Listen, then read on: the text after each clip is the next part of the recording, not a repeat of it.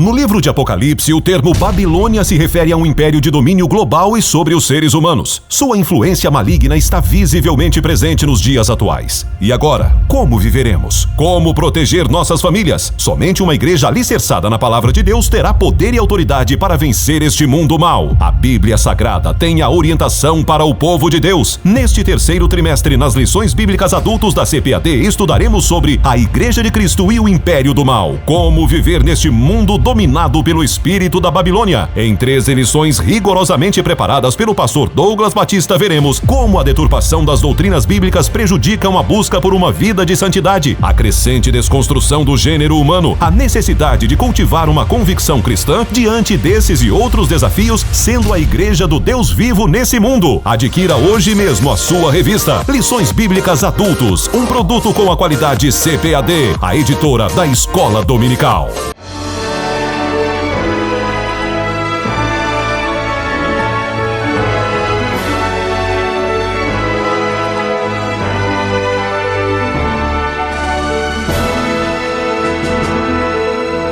Subsídios. Lições Bíblicas Jovens. Lição 1. Introdução à primeira carta a Timóteo.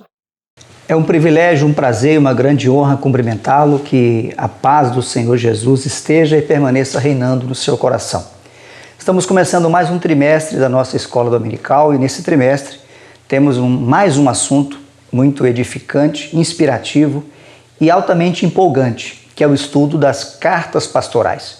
As pastorais são cartas escritas por Paulo aos seus jovens cooperadores, Timóteo e Tito. Através dessas cartas, nós vamos verificar, com muitos dados históricos, de um pano de fundo da vida de Paulo nos últimos 5 anos da sua vida, do ano 63 ao ano 67. Quando Lucas termina a narrativa dos Atos dos Apóstolos, lá no capítulo 28 do seu livro, ele encerra com Paulo preso em Roma durante 2 anos, numa prisão domiciliar, guardado por um soldado e possivelmente em cadeias.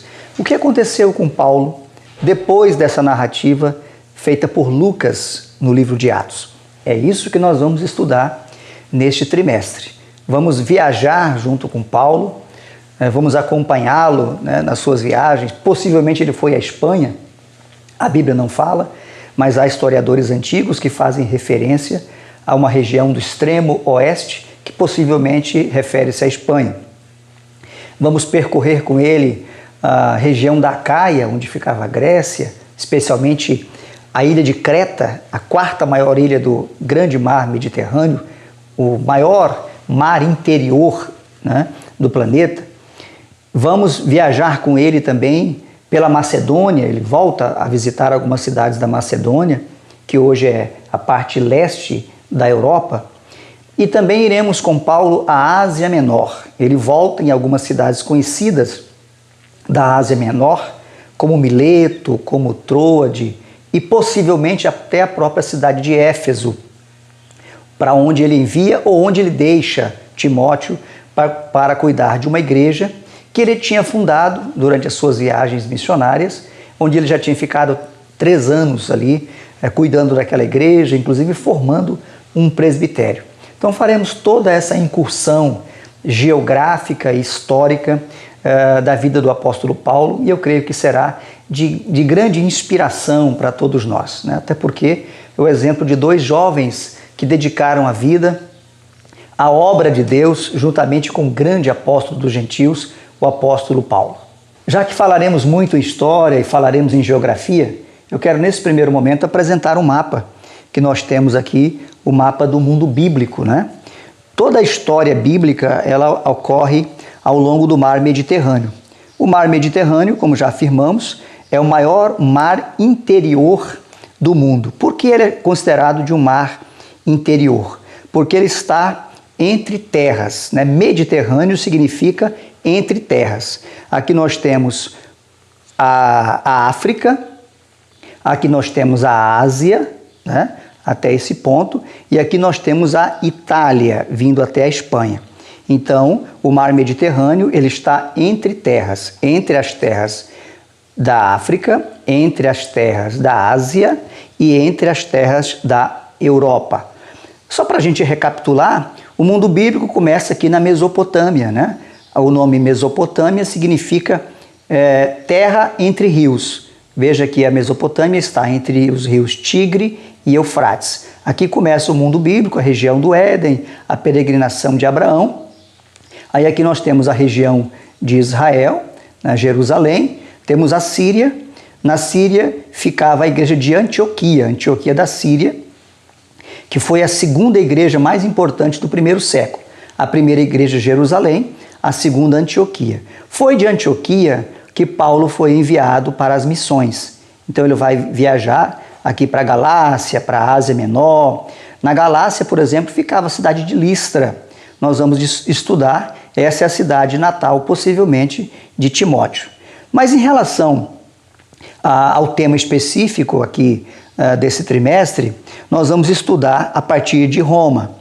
Paulo foi solto, portanto, da prisão que estava em Roma, depois de 2 anos preso.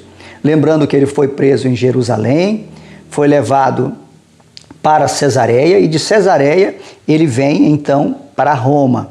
E em Roma ele fica 2 anos, é solto, já era a época do governo do imperador Nero, ele é solto e empreende uma viagem. Possivelmente ele foi à Espanha. Aqui nós temos o extremo aqui da região do Mediterrâneo, que é a Espanha, né, na Península Ibérica.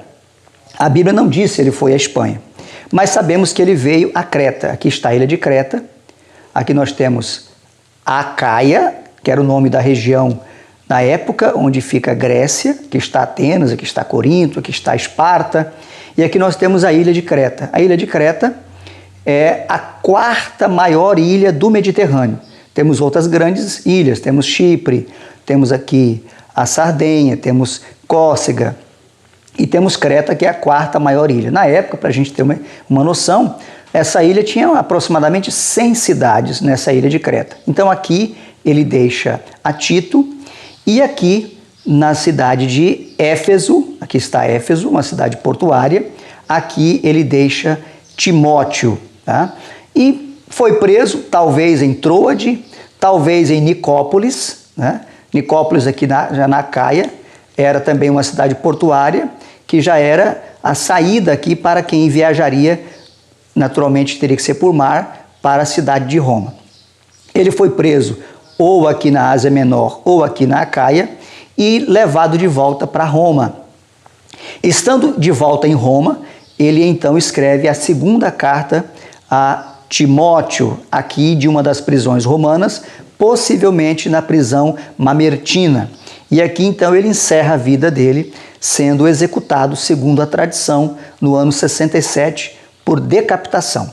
Então esse é o panorama geográfico que nós utilizaremos durante todo este trimestre. Além do contexto geográfico, é muito relevante que a gente também considere o contexto histórico, o que estava acontecendo naquela época. Em primeiro lugar, a gente tem que considerar que as cartas de Paulo a Tito e a Timóteo, Timóteo e Tito, foram escritas entre os anos 63 e 67 depois de Cristo. Na ordem cronológica, nós teríamos primeiro a primeira carta a Timóteo, depois a carta a Tito e, finalmente, a 2ª carta a Timóteo no ano 67, já próximo do final da vida de Paulo, quando ele já ele expressa ali o sentimento que ele tinha de que a sua partida já estava próxima. Mas o que acontece no mundo naquela época? Nós temos aí o governo de Nero. Nero foi um dos imperadores romanos mais sanguinários, que governou do ano 54 ao ano 68. E aí nós vamos, dentro desse contexto histórico, situar os nossos personagens. Acho também relevante considerar outras datas, como a questão da idade de Paulo, né? As próprias idades de Timóteo, de Tito. Lembrando que essas datas não são precisas, né? Elas são aproximadas e nós vamos trabalhar com as datas que são mais aceitáveis pelos estudiosos do Novo Testamento. Nesse sentido, nós podemos considerar o nascimento de Paulo no ano 5 depois de Cristo, e a sua conversão no ano 35. Portanto, Paulo se converteu aos 30 anos de idade. O período de anonimato de Paulo durou aproximadamente 12 anos. Então, no ano 47, ele inicia a sua primeira viagem missionária, que vai até 49.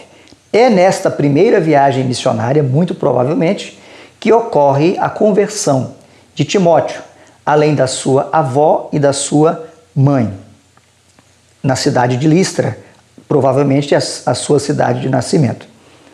A segunda viagem missionária vai de 49 a 51. E a terceira viagem missionária vai de 52 a 57, quando Paulo é preso em Jerusalém. De Jerusalém ele vai a Cesareia e ele fica 2 anos preso em Cesareia, portanto de 58 a 60 aproximadamente. E de Cesareia ele é levado a Roma. Em Roma ele fica preso 2 anos, de 61 a 63. Em 63 ele é solto desse primeiro encarceramento em Roma, que era uma prisão domiciliar, né? Ele estava ali acompanhado de um soldado, não era como uma prisão domiciliar de hoje. Além de ele estar acompanhado de um soldado, Atos diz, ele também diz numa das suas epístolas da prisão, que ele estava em cadeias. Então, possivelmente, ele estava com a sua liberdade bem restrita, mesmo dentro da sua prisão domiciliar, embora ele pudesse receber as pessoas e conversar livremente e pregar o evangelho, como ele fez durante todo esse tempo.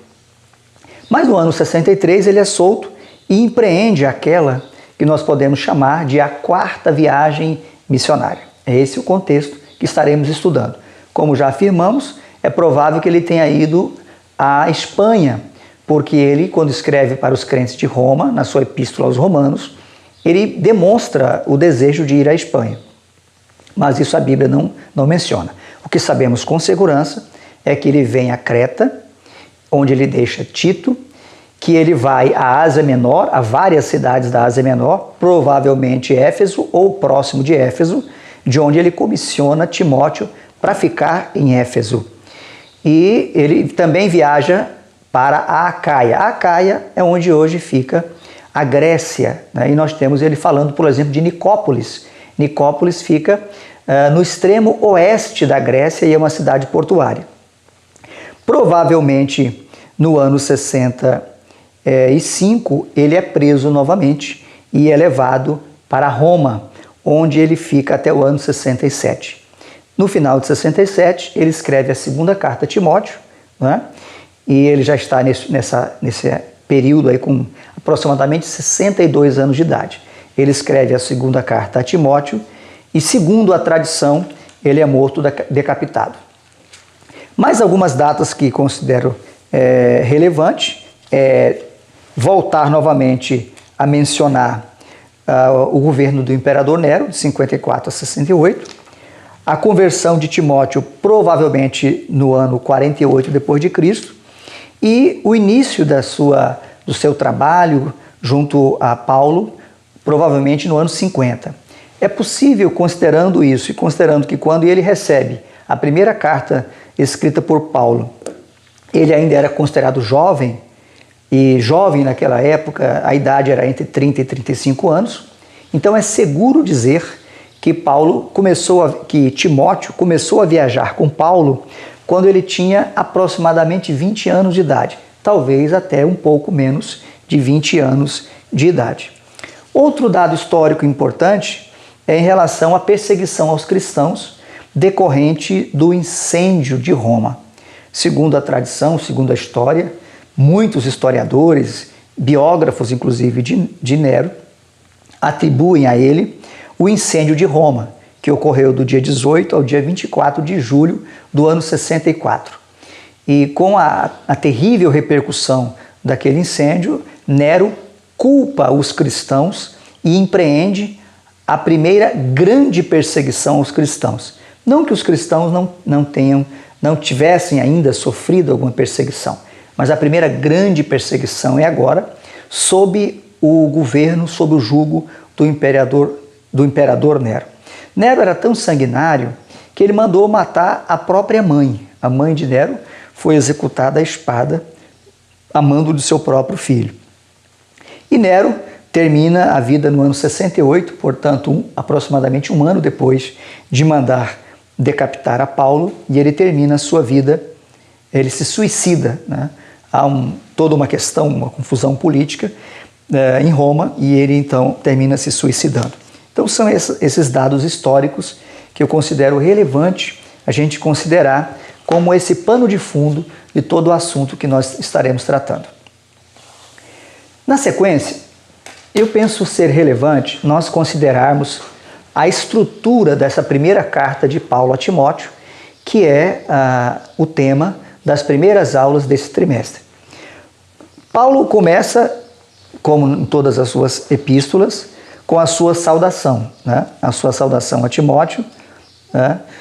Onde ele fala do seu apostolado e onde ele fala da afeição que ele tinha com Timóteo. Ele chama Timóteo de verdadeiro filho.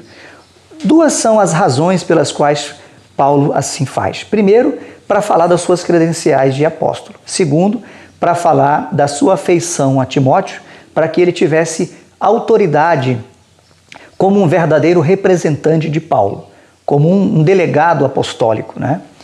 Aí nós temos um período muito interessante da igreja, que é o período dos representantes dos apóstolos. Nós temos o período eminentemente apostólico, nós temos o período dos representantes dos apóstolos, e Timóteo é um deles, então é chamado às vezes de delegado apostólico.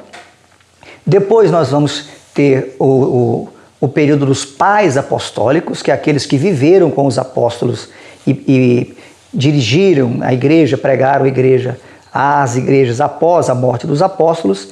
E aí depois, naturalmente, segue a história da igreja, com os apologistas, com os bispos e assim por diante. Então essa é a primeira parte a ser destacada aqui na epístola de Paulo a Timóteo, a primeira epístola.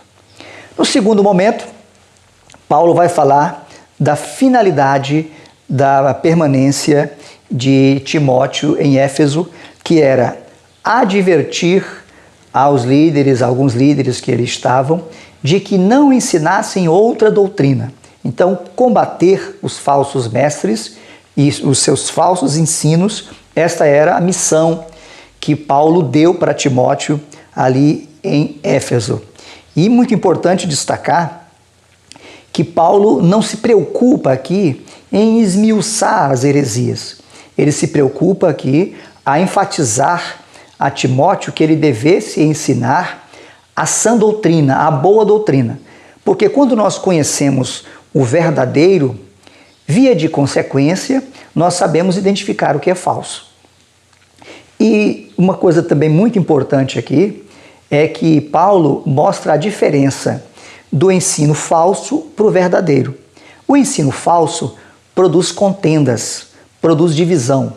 E o ensino verdadeiro produz um coração puro, uma boa consciência, uma fé não fingida. Então esta é a finalidade do mandamento. E é isso que Paulo enfatiza aqui no primeiro capítulo. Então o primeiro capítulo é Paulo fazendo esta ênfase na missão de Timóteo na igreja de Éfeso. No capítulo 2, Paulo vai partir para o ponto prático. É mais ou menos como se fosse assim. No capítulo 1, ele diz para Timóteo o que Timóteo deve fazer. Qual é o alvo de Timóteo? É como um alpinista diante de uma montanha, que ele sabe que a missão dele é subir até o topo daquela montanha, talvez para fixar uma bandeira, por exemplo, né? Então esse alpinista tem como missão subir ao topo da montanha e fixar lá ou fincar lá uma bandeira. Mas como ele vai fazer isso? Isso é o que Paulo está fazendo aqui agora com Timóteo. Diz: Timóteo, você tem a missão de combater os falsos mestres e ensinar a doutrina verdadeira. Agora, como você vai fazer isso? É o que nós vamos estudar a partir do capítulo 2. E a primeira coisa que Paulo fala para Timóteo é sobre a oração. Então nós teremos uma aula especificamente sobre a oração. Admoesto-te, pois, antes de tudo. Então Paulo vai dizer, olha, tudo que você for fazer, comece orando primeiro, né? Então é como um alpinista. Antes de sair de maneira deslocada subindo a montanha, ele vai fazer um planejamento, ele vai se preparar. Então o cristão, tudo que ele vai fazer, em primeiro lugar, ele precisa orar. Porque é orando que vem o discernimento, que vem a graça, que vem a sabedoria, que vem o poder de Deus para a gente executar a missão que Ele nos deu. Ainda nesse capítulo 2, ele fala um pouco do culto público, o papel dos homens, né, como os homens deveriam se portar, orar no culto público, e ele fala na sequência dos deveres das mulheres. O dever de conduta pessoal, o dever comportamental, ligado ao vestuário, e o dever de comportamento no templo, incluindo a questão verbal, que era que as mulheres deveriam aprender em silêncio. E ele vai dar as explicações por quê. Teremos uma aula para tratar desse assunto. No capítulo 3, Paulo vai falar de uma parte extraordinária, de muita importância, que era o estabelecimento de ministérios locais. Porque, veja, os apóstolos já estavam indo para o final da vida. Agora, os seus representantes tinham a missão de organizar as igrejas locais, organizar com pastores locais, que eram os presbíteros. Então, no capítulo 3, nós vamos ter as qualificações dos presbíteros e, na sequência, a qualificação dos seus auxiliares, que eram os diáconos. Ato contínuo, nós vamos ver também o papel das esposas dos obreiros, né? Qual era o perfil que elas deveriam ter. Esse é o capítulo 3. No capítulo 4, agora Paulo retoma o problema das heresias. Ele vai advertir sobre a apostasia que viria nos últimos tempos pela rejeição da sã doutrina, a rejeição da ortodoxia, do ensino puro. É o que ele vai tratar disso. Ele vai novamente encorajar a Timóteo, né, para que ele fizesse esse papel, que ninguém desprezasse a sua mocidade. Nós vamos estudar um pouco sobre esse aspecto aí emocional, né? Timóteo, ele tinha alguma debilidade emocional diferentemente de Tito. Tito era mais firme nas suas posições. Então a gente percebe que Timóteo tinha alguma debilidade do ponto de vista emocional, talvez preocupação em relação à sua idade, e Paulo tem que escrever para que ele possa ser firme nas suas ações, para que ele não desprezasse o dom, né, que estava sobre ele, e cuidasse dele mesmo e cuidasse da doutrina.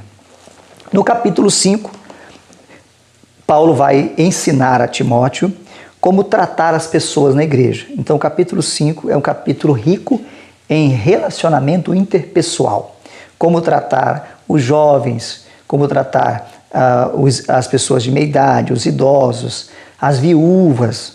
O conceito de viúva, do ponto de vista bíblico, vamos aprender isso aqui com o capítulo número 5. E ainda no capítulo 5, ele vai falar da honra que deve ser dada aos pastores locais, aos presbíteros, que são dignos de honra, inclusive de salário.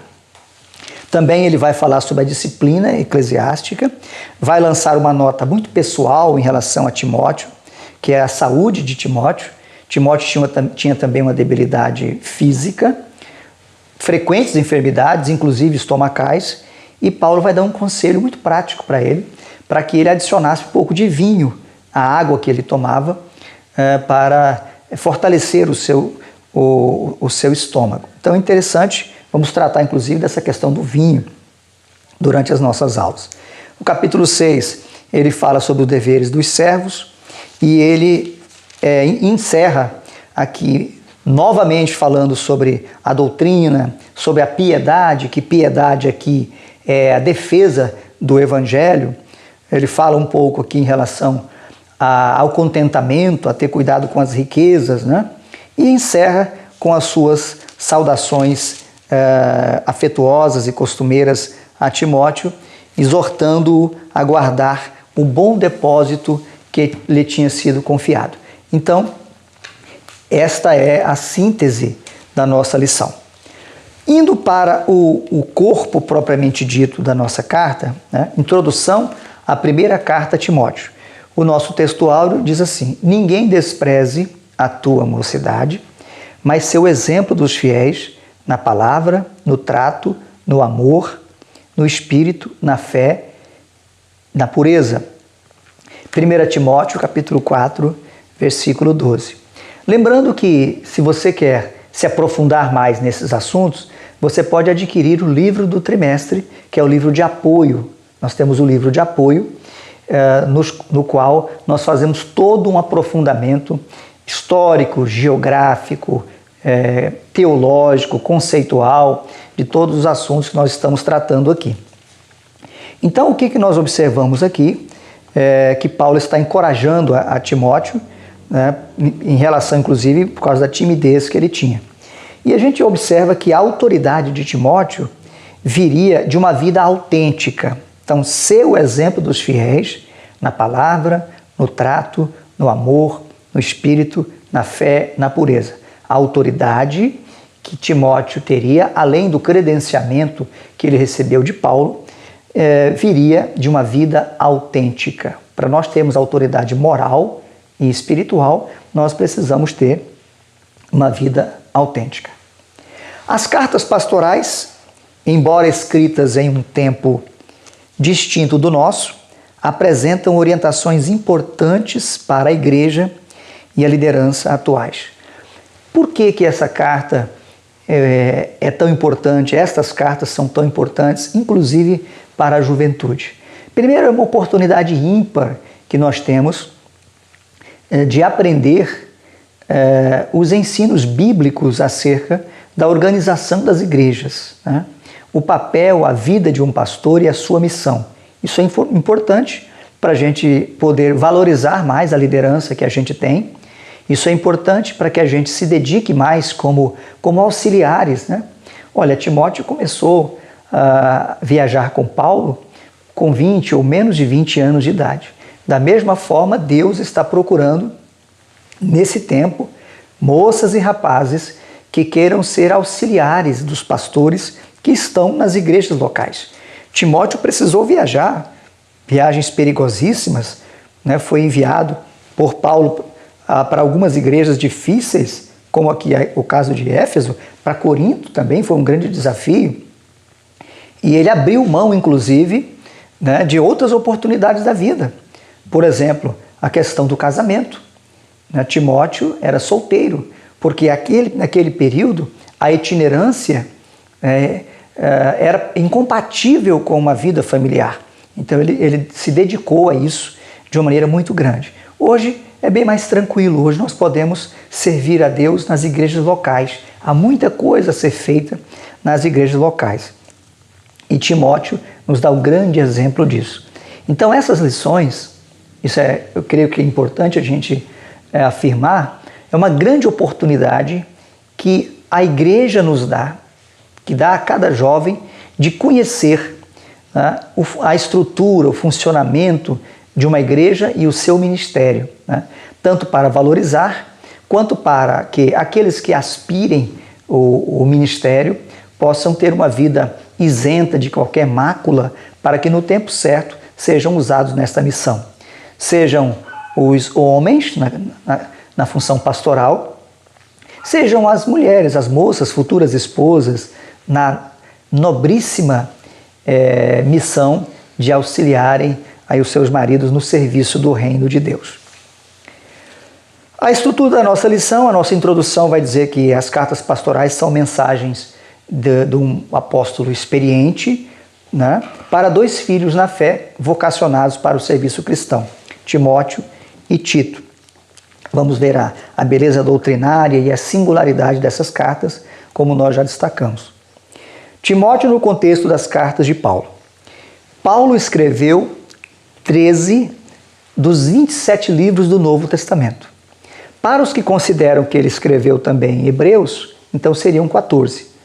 Se assim sendo, seria a maioria dos livros, mas comumente se considera que são 13, então quase a metade dos livros do Novo Testamento, quase a metade foi escrita por Paulo. Então o autor mais prolífico do Novo Testamento, o apóstolo Paulo. 9 foram cartas escritas a igrejas. Uma foi uma carta pessoal, a carta a Filemon. E 3 são as cartas pastorais, as quais estamos estudando. 1ª e 2ª Timóteo e Tito. Essas 3 cartas, então, são as cartas apostólicas, as cartas pastorais, né, acerca das quais estamos estudando. É bom também enfatizar que a expressão pastorais, ela iniciou a ser usada no século XVIII. Né? A autoria paulina e a canonicidade das pastorais nunca foi questionada. Mas elas não tinham esse título de pastorais. Mas a partir do século XVIII, esse título foi popularizado. E por quê? Porque são cartas escritas a pastores locais. Tá? Timóteo e Tito, embora a missão deles fosse temporária, eles desempenharam tipicamente uma missão pastoral. Então a nossa lição trata disso, Timóteo no contexto das cartas de Paulo. O segundo ponto da nossa lição, Timóteo, verdadeiro filho, e aqui a gente relembra, né, que ele provavelmente se converteu durante a primeira viagem missionária de Paulo, então sendo seu filho na fé, ele sendo natural de Listra, uma cidade na província romana da Licaônia. Hoje ali é território turco, território da Turquia. Na época ficava na província romana da Galácia. Nós temos também aqui que destacar a compreensão de Paulo em relação ao evangelho da circuncisão no aspecto da circuncisão de Timóteo. Por que Paulo circuncidou a Timóteo? Não porque ele entendia que era necessário circuncidá-lo, mas por causa dos judeus. E como o ministério, especialmente nas primeiras viagens, estava muito voltado ainda à pregação para os judeus, então para evitar que aquilo fosse um empecilho, né, para a fé deles, Paulo circuncida a Timóteo. Né? Mas ele não faz o mesmo com Tito, para demonstrar claramente que Paulo não era preso ou apegado às tradições do Antigo Testamento. Paulo foi o pregador do Evangelho da graça. Aliás, Paulo fala da liberdade cristã, que é uma doutrina extremamente fundamental e importante para a gente aprender o lugar das obras, o lugar dos bons costumes, usos e costumes. Né? Vamos entender que eles não são salvíficos, mas eles são decorrentes da obra salvífica, eles servem como testemunho, como exemplo, como edificação, inclusive para os nossos irmãos que eventualmente poderão talvez escandalizar-se por algum mau costume e a gente se abstém. Paulo falou, se comer carne ou beber vinho escandalizar o meu irmão, não vou comer carne, nem vou beber vinho. Então não temos que ficar discutindo. A gente se abstém por amor a Deus e por amor aos irmãos, dentro do contexto que nós vivemos. Nós vivemos na Igreja Assembleia de Deus, servimos a Deus na Assembleia de Deus, vivamos de acordo com os usos e costumes que nos são ensinados na Assembleia de Deus. Então esse é um ponto importante também da nossa lição. O ponto 3, Timóteo, um jovem ministro. Nós já falamos aqui que ele provavelmente começou a servir a Paulo nas suas viagens com 20 anos, talvez um pouco menos, né? A responsabilidade de Timóteo, que era combater aos falsos mestres, ali na igreja de Éfeso, uma igreja difícil em função do contexto, né? Vamos falar um pouco mais da cidade de Éfeso em outras aulas. E a nossa conclusão, estamos apenas começando nossa empolgante jornada de estudo das cartas pastorais. Ao longo do trimestre, vamos estudar muito mais a respeito de Timóteo e seu eficiente e edificante trabalho. Vamos examinar as recomendações transmitidas a ele por Paulo, seu pai espiritual, e constatar como são extremamente valiosas para a igreja e para cada um dos cristãos de todos os tempos, inclusive dos nossos dias. Que a graça de Deus permaneça com todos nós. Deus te abençoe sempre.